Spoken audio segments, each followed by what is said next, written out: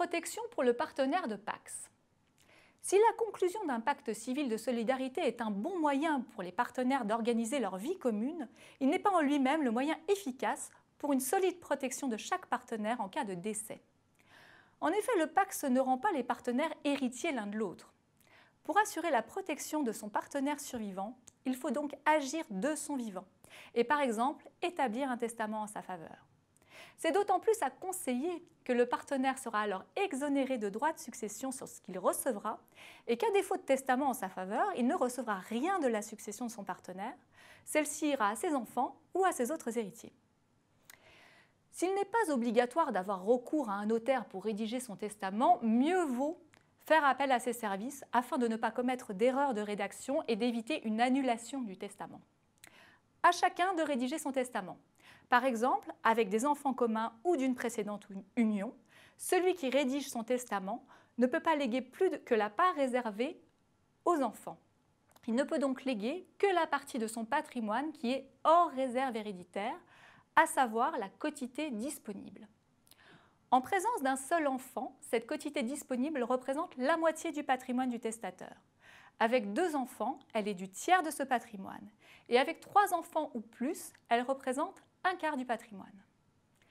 À l'instar de l'époux survivant, il faut signaler que le partenaire survivant peut occuper gratuitement et pendant 1 an la résidence principale du couple. Les frais liés à cette occupation sont pris en charge par la succession. En revanche, si vous avez des héritiers et que vous voulez que votre partenaire survivant puisse bénéficier de votre logement jusqu'à la fin de sa vie, il vous faut lui léguer par testament, en propriété ou même seulement en usufruit, ce qui lui permettrait, s'il le souhaite, de le louer et de percevoir des loyers. Si vous avez choisi le legs en usufruit et que vous avez des enfants, en tant que nu propriétaire, vos enfants récupéreront la pleine propriété du bien au décès de votre partenaire. Toujours dans une optique de protection du partenaire, il est possible d'aménager des solutions dès la conclusion du PACS. Il faut rappeler que les partenaires sont en principe automatiquement soumis au régime de séparation de biens. Chacun est donc seul propriétaire des biens acquis personnellement pendant l'union.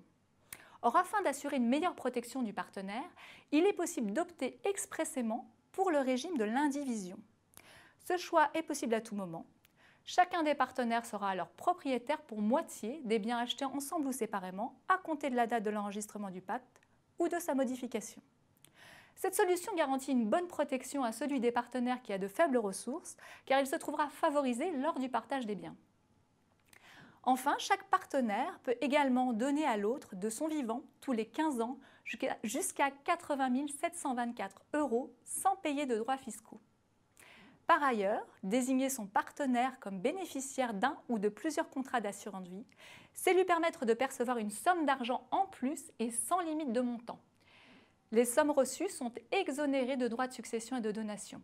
Si vous avez des enfants, ils ne pourront pas les remettre en cause, sauf à prouver que les primes versées étaient exagérées eu égard à vos capacités financières.